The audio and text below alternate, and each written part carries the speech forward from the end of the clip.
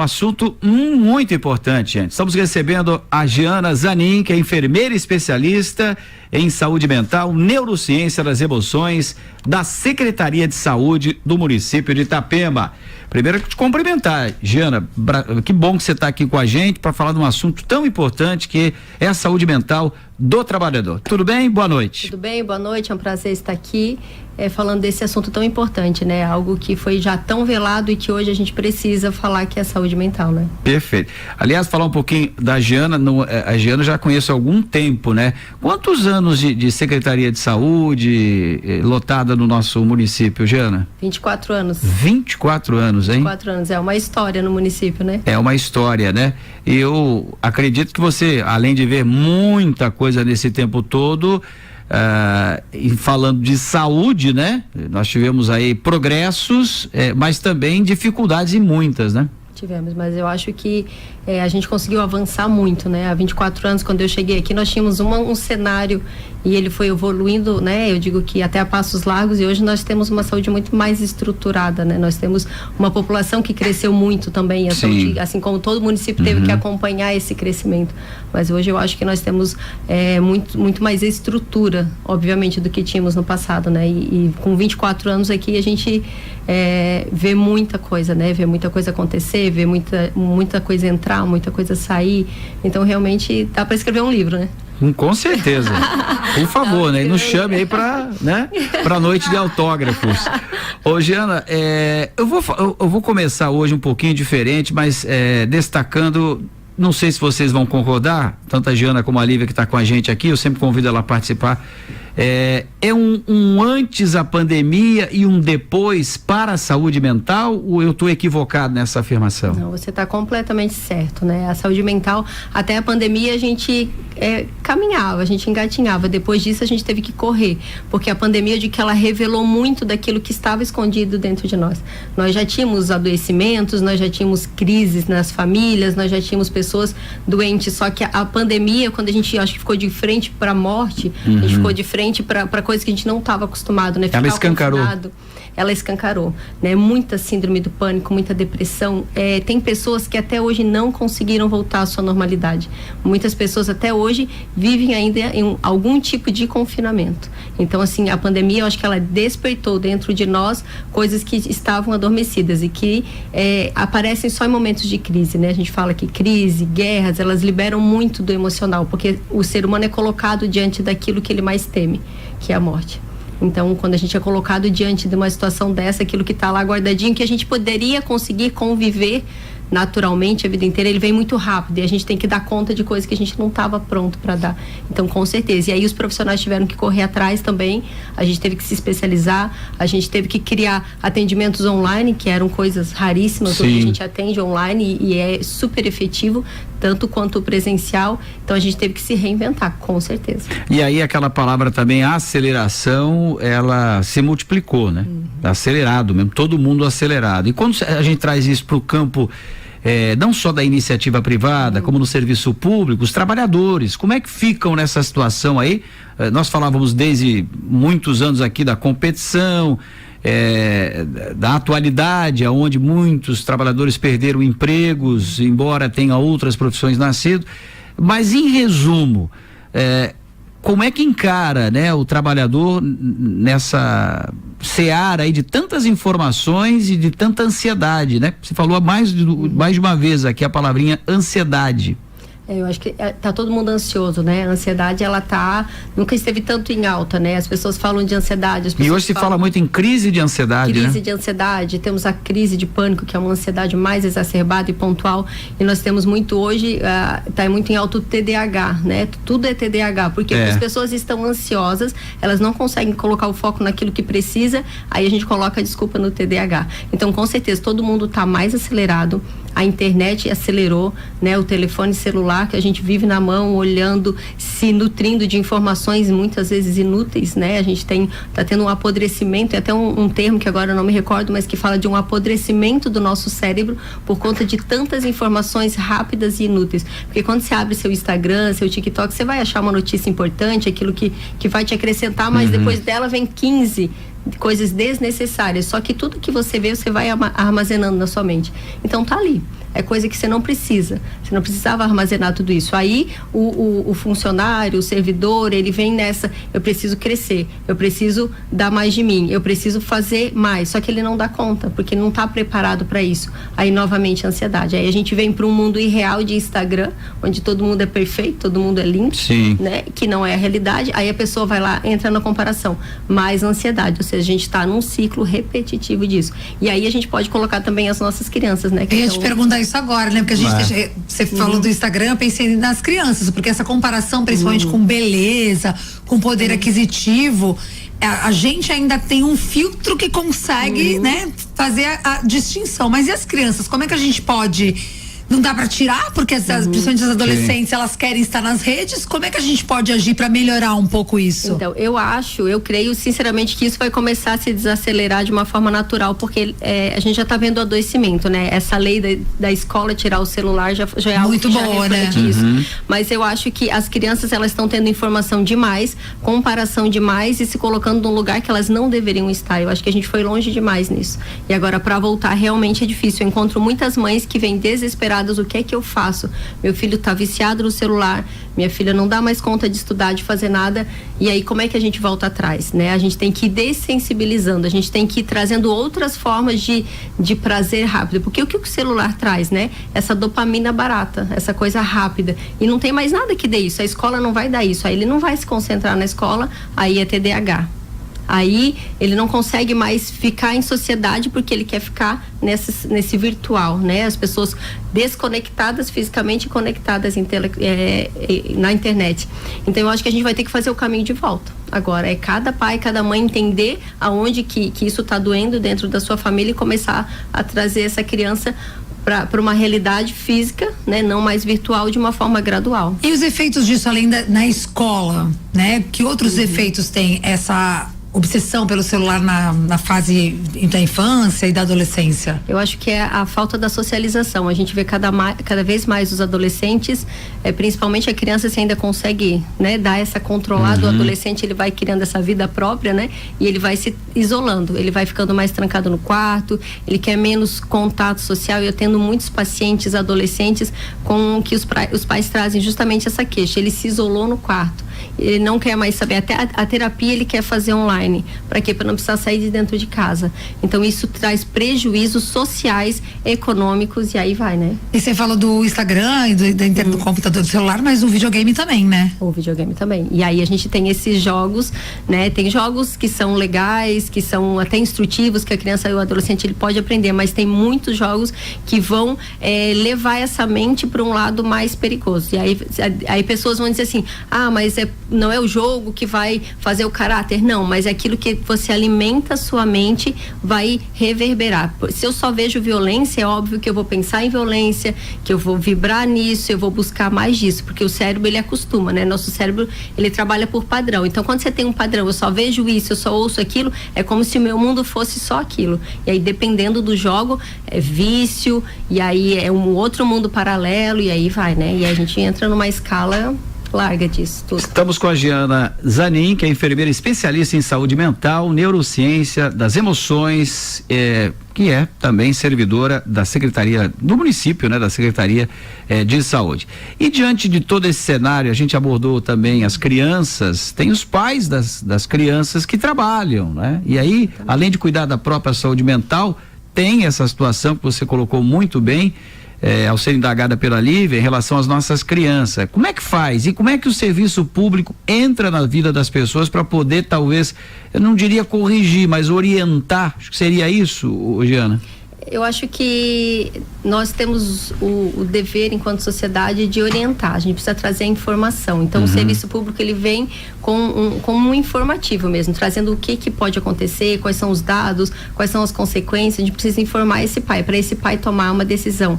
Só que esse pai, às vezes, ele já vem tão cansado do trabalho, e aqui entra a saúde do trabalhador, ele já está tão cansado, ele já está tão estressado, ele já teve uma rotina de trabalho exaustiva, que às vezes ele chega em casa e ele quer mais dar o celular. para ter um minuto de paz. Então, eu acho que a gente, enquanto sociedade, enquanto serviço público, nosso trabalho é orientar. E eu venho, inclusive, fazendo um trabalho hoje dentro da Secretaria de Saúde. Eu criei um programa que ele chama CQC, que é Cuidando de Quem Cuida, que é com os profissionais da saúde mesmo, né, da atenção básica. Então, eu faço encontros mensais com esses servidores e eu trago para eles mais autoconhecimento. É um trabalho mais voltado para a inteligência emocional, porque a inteligência emocional é o quê? Você reconhecer suas emoções, entender a sua história de vida e saber usar a tua emoção certa na hora certa. Então, quando a gente traz essas realidades, e aí a gente aborda vários assuntos, né, que vão trazer esse trabalhador para um trabalho mais efetivo, para ele ser mais produtivo, mas ele também vai poder ser um pai melhor dentro de casa. Porque quando você trabalha a saúde do trabalhador com enfoque em saúde mental, você tem uma pessoa mais preparada não só para o trabalho, mas para a vida. Porque nós somos o trabalho, mas não tem como separar. A gente tem uma vida fora do trabalho. E dentro disso a gente precisa ter tudo isso trabalhando junto. Uma pessoa com uma saúde emocional, com inteligência emocional, a gente vai ter um pai melhor dentro de casa. Então acho que aí entra o papel da saúde pública, né? E aí a gente pode estender isso para empresas também, né? O Programa de Saúde do Trabalhador de Itapema, ele vem levando algumas palestras sobre saúde emocional para as empresas. Agora no Setembro Amarelo a gente tem trabalho nas unidades de saúde com salas de espera, que eu estou fazendo também. A gente vai ter uma palestra quinta-feira, se não me engano, no CRAS também, sobre saúde mental. Então, a gente está expandindo isso para a sociedade. Eu imagino, né? Aí a gente fala do empregador e do empregado, né? Ao mesmo tempo, que é uma relação contínua, uma relação no dia a dia. Os altos e baixos, né? E tanto o empregado como o empregador tem a sua vida fora daquele momento, né? Exatamente. Eu sei que tem uma legislação agora também, queria que você falasse um pouquinho, né? Muitos empregadores não sabem, outros fazem de conta que não sabem, e o próprio empregado também. Como é que faz nesse sentido aqui, além da legislação, e é importante, eu acho que aí o legislador tem que entrar nessa seara, porque hoje nós temos a cobrança de um lado e do outro, e mais do que isso, né? Uma sociedade que cobra muito, né? E muitas vezes essa cobrança acaba em alguns momentos aí, vários momentos, até em tragédias, né? Exatamente.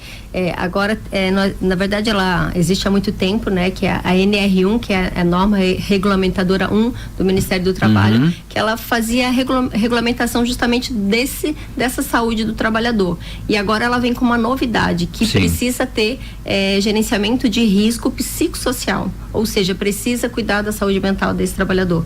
Porque no Brasil, em 2024, nós tivemos mais de 470 mil afastamentos por saúde mental. Isso aumentou em 68% em relação a 2023. Então é muito afastamento, são muitas pessoas adoecendo emocionalmente. E esse adoecimento, ele pode ser em decorrência do trabalho, mas ele pode ser em decorrência da sua vida. Por quê? Porque, como você falou, a gente tá junto, né? Eu sou um trabalhador que tem uma vida. Eu sou a pessoa que tem uma vida e que tem um trabalho.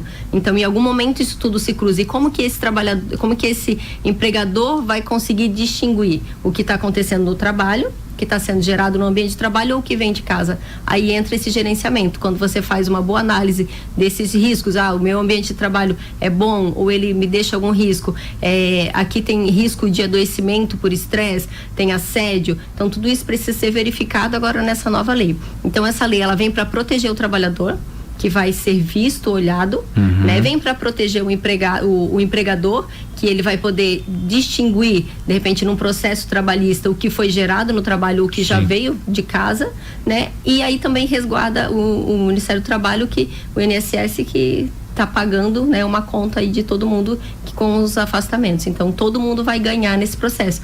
E a partir de maio de 2026 vai ser obrigatório. As empresas vão ter que implementar isso, querendo ou não querendo. Então, maio de 2026, já era para 2025, mas foi dado um adiamento por conta mesmo dessa organização, né?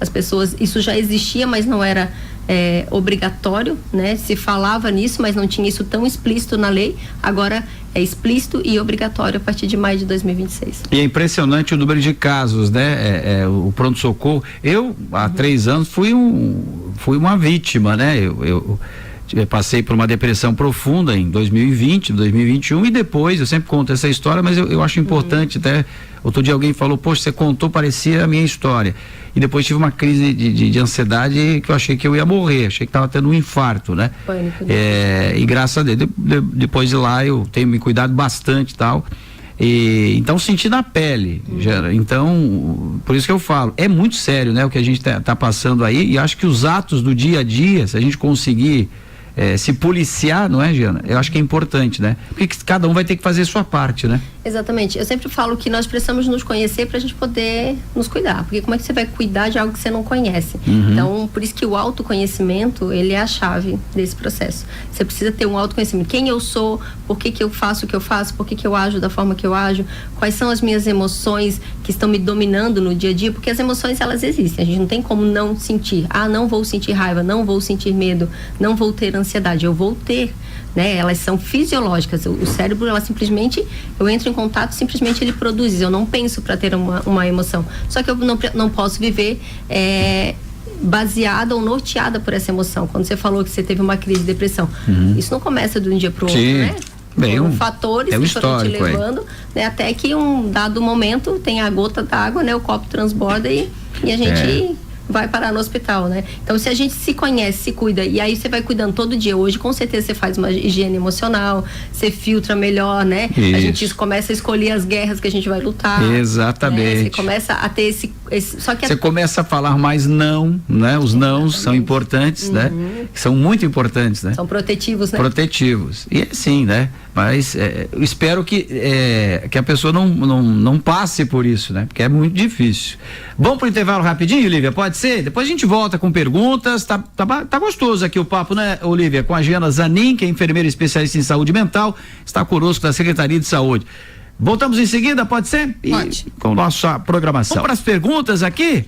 Giana, vamos encarar aqui o nosso ouvinte? Bora. Vamos embora lá, vamos conversar então. Aqui, tem uma pergunta. Boa noite, estou escutando a entrevista, trabalho na educação, vejo há anos colegas adoecendo, tendo infartos, AVC dentro da escola pela sobrecarga de trabalho e cobrança por melhores resultados. Com crianças e adolescentes que muitas vezes não querem nem aprender. O que a prefeitura tem feito para ajudar na saúde mental desses profissionais da educação? Então, eu tenho feito inclusive palestras em algumas escolas do município, né? Alguns diretores têm me solicitado para ter esse trabalho com professores, com os alunos também, porque tudo é uma construção, né? Não existe um projeto, não existe algo pronto, não existe na verdade uma fórmula mágica, e a gente sabe que a educação, saúde, todo o trabalho direto com o público é o trabalhador que mais vai ter o risco de adoecimento, né? É o que hoje está muito em alta. Na saúde e na educação. É o burnout, né? Que é esse adoecimento por conta do estresse do trabalho. Então, hoje a saúde de Itapema, ela tem serviço de psicologia, né? Que pode ser acessado por todos os moradores, não só os servidores, e pontualmente na educação eu desconheço um trabalho pontual, né? O que eu sei é que eu, enquanto profissional, tenho feito essa atuação, e o trabalho de psicologia, ele está aberto para todos os moradores da cidade, né? Eu imagino que passe também, Lívia, só um parênteses, a gente falou agora há pouco da internet, da evolução, enfim e tal. Porque, lá atrás você tinha, o professor lecionava, tinha uma informação, era indagado, mas de uma forma diferente, né? Hoje o aluno, ele pega o celular, muitas vezes a informação não é a correta, e aí começa essa discussão. Eu falei um detalhe, né? Mas tem tantos outros, né? Exatamente, e como ela falou, né? Alunos desinteressados, a gente volta naquilo que eu falei antes, né? É muito difícil hoje para o professor conseguir manter a atenção de um aluno na sala de aula, sendo que tem tanta coisa interessante aí fora, né? Tá sendo bombardeado, né? De outras... Exatamente, tudo muito rápido, então o professor, ele vai ter que se reinventar de alguma forma para isso conseguir prender a atenção, né? Exatamente. Aí, junto com isso, nós temos, infelizmente, sempre tivemos, né? Mas famílias desestruturadas, famílias que não dão o incentivo necessário para esse aluno estar aprendendo, né? O uso descontrolado das redes sociais, ao invés de ele estar em casa, ter um horário para estudar, um horário para fazer, para usar essa internet, já que não dá pra gente tirar 100%, e a gente não vê isso. Então, na verdade, assim, eu acho que não é só um trabalho da Secretaria de Educação, é da sociedade, né? A sociedade precisa se nortear de coisas que ajudem tanto essa criança quanto esses pais para dar um suporte para o professor, porque tudo está doente, né? Nós estamos numa sociedade adoecida, e aí isso vai refletir, claro, na escola, né? essa demanda da educação, ela não é nova. E você imagina numa sala de aula, hoje você tem usos e costumes diferentes, né? Pensamentos diferentes, opiniões, né? Diversas, e o professor tem que equilibrar tudo isso, né? Exatamente, eu realmente admiro os professores, sempre falei isso. Mais do que nunca, né? Minha avó foi professora, minha irmã foi professora e eu de alguma forma sou professora, só que nunca na escola, né? Eu dei aula, mas não na escola, mas eu admiro. O professor da escola, eles realmente, eles têm o meu respeito, porque são profissionais essenciais para a nossa vida, né? Nenhum de nós estaríamos aqui sem passar por um professor, né? É a mãe de todas as profissões, né? Exatamente, então, eu, primeiramente quero dar parabéns para os professores, né? E dizer para eles que essa dor deles é antiga. Né? Não é nova. 7h13, Lívia, mais perguntas? Eu vou colocar um áudio que é uma opinião aqui de um ouvinte, vamos. É o Genuir, ele mandou 2 áudios, mas são muito longos, então eu vou colocar um áudio só, tá? Já vai dar para entender mais ou menos o que ele tem a dizer. Tá? Vamos ouvi-lo então. Genuir, boa noite. Boa noite, Tanaka. Boa noite, Diana. Estou ouvindo vocês aí um assunto muito polêmico, né? Necessário, né? E creio que vai gerar debates sobre o uso do celular ali pelo jovem, pelas crianças, né? Eu tenho até um ponto de vista que eu vejo nessa geração de agora ali, porque os acima dos 40 foram criados num rigor pelos pais, né? É uma orientação muito rígida e assim sucedeu. E nesse momento me parece que está havendo uma espécie de compensação dos pais, né, dos criados a rigor, com os filhos atuais, né, parece que é para minimizar o que eles passaram. Não vou fazer isso com meu filho, não vou fazer aquilo, e acabam deixando correr tudo em banho-maria. As mães hoje, estou falando assim, de modo geral, nossa, muitas mães, pais, né, de modo geral, já dá o celular para a criança já nasce com o celular na mão, né? É mais fácil educar assim, a criança incomoda. Então tem esse ponto de vista em relação às crianças, né? Boa noite, Tanaka. Boa noite, Diana. Tá no ar ainda, o Genuir. Pronto. Agora sim. Ele fala, acho que um pouco você já tinha dito, né, Jana, em relação ao celular, né, os pais, né, o trato hoje com as crianças. Assim, é muito controverso, como ele falou, né? Realmente a gente tem, os tempos são outros, nós vivemos uma realidade diferente. Não dá para comparar, Não dá para comparar. Quando nós éramos crianças era outra realidade. Só que eu acho que a gente precisa do equilíbrio, como em tudo na vida. Sim. Né? Sem equilíbrio hoje não dá para você simplesmente não ter, mas você liberar também é demais. E outra coisa, em relação às crianças pequenas, né, elas não deveriam ter celular. Por quê? Porque isso afeta o desenvolvimento neurológico. Isso você fala, neurociência mesmo. Uma sabe? idade limite, sei lá, é difícil falar. Olha, alguns autores falam que não deverias ter antes dos 10 anos. Olha só. Né? O que hoje a gente vê que é quase impossível. Sim. Mas, assim, até os 4, de jeito nenhum. A criança não deveria ter acesso. Por quê? É aquilo que eu falei Essa é a recomendação, né? Excesso de informação. A criança com o cérebro bombardeado de coisas inúteis, né? Criando uma dopamina barata, porque quando ela tá rodando ali, o cérebro dela, pode ver, eles ficam ali e aquilo tá gerando no cérebro dela um sistema de recompensa muito rápido. Então ela quer mais, e tem crianças que têm, eu não sei se vocês já viram na internet, sintomas de abstinência mesmo quando você tira o celular. A criança chora, grita e tem sintomas de abstinência como se fosse uma droga, porque para ela Olha porque só. o que a droga faz? A droga libera dopamina. É a mesma, até no adulto, né? A gente vê que de pessoas se tratando pra a gente conversou sobre isso uma época, eu fiquei um tempo sem Instagram porque tava me gerando uma ansiedade muito grande. Eu comecei a me sentir muito mal, porque eu vi que o meu dia tava passando e eu tava ali rolando aquela tela com uma informação inútil, né? porque não acrescenta em nada na minha vida aquilo, a vida do outro. Exato. Pelo contrário, só gera ansiedade, competição. Aí quando você vê que gastou ali 1h30 e você tinha todo um monte de coisa pra fazer. Aí você tem que correr atrás do prejuízo de tudo aquilo que você não fez. Isso. Aí você se arrepende, por que eu fiquei tanto tempo nesse Aí vem o Mas você arrependimento, volta, né? porque por isso que eu comparei aqui, falei pro Tanaka ainda, falei, cara, pra mim, a rede social, a internet, é uma droga muito poderosa. Com certeza. Porque você não vê o tempo passar. E eu acho que, penso eu que a palavra que a Giana falou agora há pouco, ela é equilíbrio, né? É equilíbrio. Tudo na vida. Tem que aprender, né? Tudo é equilíbrio, né? Até as nossas emoções precisam ser equilibradas. Por exemplo, a alegria. A alegria é uma emoção, ela é boa, mas claro. se eu viver alegre, né? O meu cérebro nem dá conta disso, né? A gente adoece, você não pode ficar no estado de euforia. Tipo, ganhei, sei lá, ganhei um carro. Nossa, que alegria, tô feliz. Aí eu tô feliz amanhã, tô feliz depois, aí daqui a 10 dias eu tô no mesmo.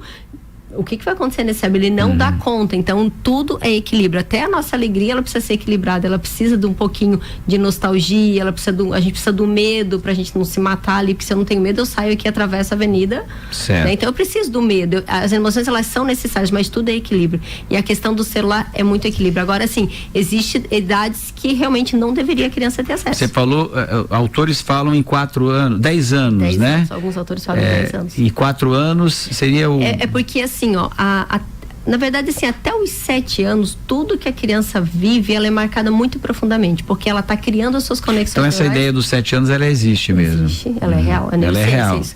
Porque até os 7 anos, tu tá marcando tudo que tu existe, tudo que tu vive, entra com muita profundidade, é sem filtro. Nós adultos temos o filtro. Ela teve o filtro de, eu tô vendo Instagram demais, peraí, eu vou parar, isso não tá me fazendo bem. A criança não tem esse filtro. Até os 7 não tem. Não tem esse filtro. Então, tudo que a gente vive lá na nossa infância nos marca profundamente até os 7 anos. Então, até os 4, a nossa rede neural, ela ainda está muito, está pouco formada. Agora, você imagina, a criança, ela nasce, esse número é totalmente ilustrativo, nasce com 10 neurônios. Aí ela vai fazer a rede neural. A rede neural é todas as informações que você vai formar no teu cérebro. Aí ela nasce com 10. Até os 4, ela vai ter as informações base ali. Aí até os 4 anos ela tem excesso de dopamina, gerando ansiedade, informação inútil, informação que ela não precisa, ela está acumulando informação. Imagina aos 4 anos como é que vai estar o cérebro dessa criança. Aos 7 e aos 10? Adoecido, entende? Então, assim, eu tenho 2 filhos, né? Eu tenho um filho de 10 anos e tenho uma filha de 15 anos. E é uma luta, né? Porque, assim, a minha filha chegou a sofrer bullying na escola porque ela não tinha celular. Hoje eles têm celular, mas é o celular da casa. Eles têm um celular onde eles têm os amigos para conversar no WhatsApp, eles podem fazer pesquisa, eles têm acesso, eles assistem algumas coisas no YouTube controladas, mas o celular eles não têm o seu celular. Olha só. Porque eles não têm maturidade para ter. A gente tentou em alguns momentos até liberar um pouco mais velha, a gente viu que ela não tinha maturidade, a gente chamou ela e disse, não, ainda você não está pronta para ter o seu celular. Então tem este celular aqui. E aí na escola, quando ela sofreu bullying porque ela não tinha celular, eu disse, não, você leva esse celular então, você mostra, não, eu tenho um celular, só que eu uso ele em casa controladamente para as coisas que são necessárias. Mas isso, gente, é muito difícil, eu sou quase que um ET, meus filhos são ETs. Eu ia falar. Eu estou super assim, admirada e te dou parabéns, porque eu como mãe não consigo. Eu tento e eu trabalho fora, tipo, nesse horáriozinho das 6 às 8, eles estão lá. Eu não sei. Então, é celular, Netflix, é o diálogo, quando eu né? chego em casa, eu tenho que falar, e aí, o que vocês viram? Eu quero ver o que vocês viram. A mais velha, como ela é autista, ela fala a verdade, ela fala, não, eu vi isso, a mãe falou, ela sem filtro. Já o mais novo esconde e muito viciado em tela, videogame, sabe? E tô sofrendo, assim, e eu percebo isso também, que aí foi onde eu caí na minha real também. Eu não sou um bom exemplo. Eu também estava sempre com o telefone na mão, sabe?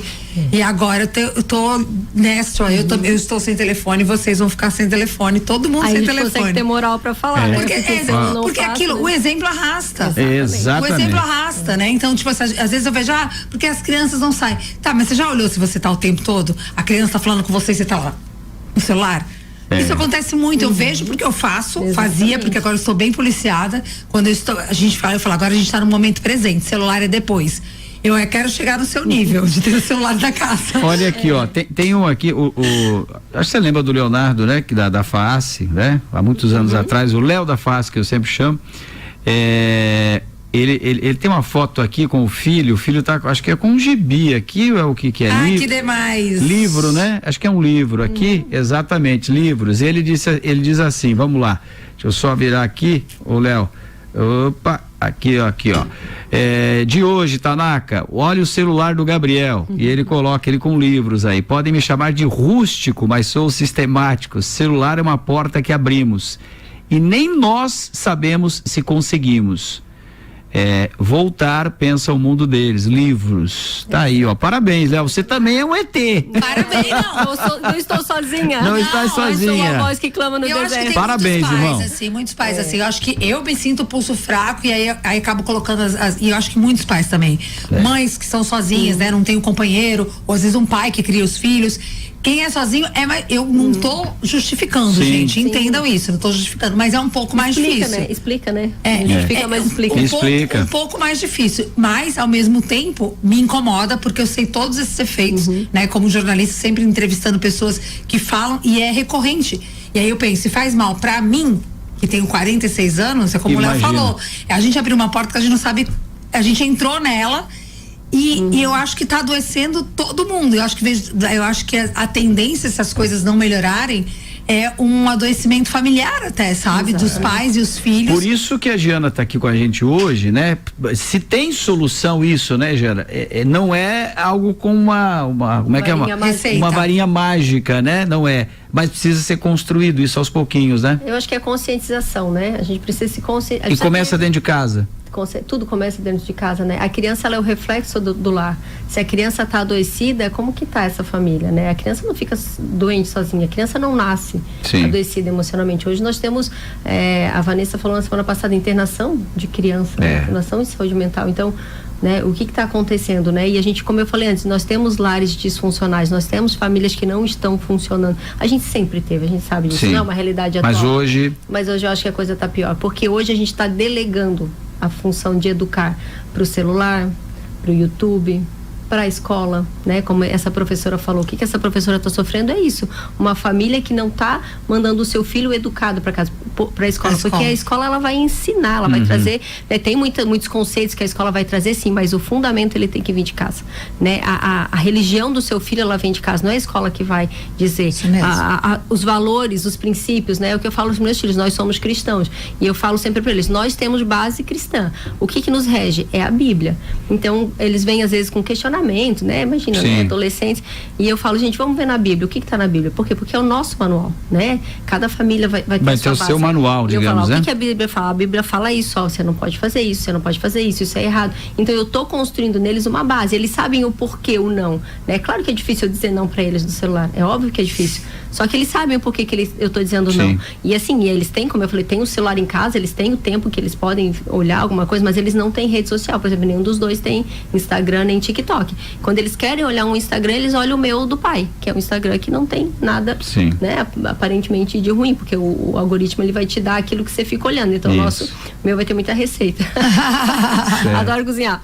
E, então, eles têm esse momento, né? Porque eu percebi também um dado momento que eles estavam como sofrendo bullying. Não, eu preciso inserir, eles precisam saber do que está acontecendo, porque eles também não podem ficar mais, e não é algo que vai fazer parte do dia a dia deles, como, eu vou lá, não sei onde, eu vou com o celular na mão, não. E o celular a gente sempre teve assim como uma urgência. Por exemplo, eu preciso que agora eles fiquem quietos 15 minutos. Então, eu aproveitava esse 15 minutos, agora vocês podem ficar no celular, porque daí uniu o útil ao agradável. Eu precisava, porque ele ajuda, né, em algum momento, né? Mas aí é esse momento que eles podiam usar dentro daquilo. E o celular da casa está logado no meu celular, ou seja, é a minha conta que está ali, então tudo que aparece ali aparece na minha conta. 7h25, a gente podia ficar até amanhã aqui, esse assunto, né? Até 2 horas da manhã falando. Mas foi muito importante, a gente falou da saúde do trabalhador, falou das nossas crianças também, tem tudo a ver, claro, né? Os pais hoje, mais do que há anos atrás, saem mais para o trabalho, a mulher hoje, né? E outro assunto que a gente também poderia ter falado, e obviamente hoje as mulheres estão à frente de muitas famílias, né? Diferente do passado, né?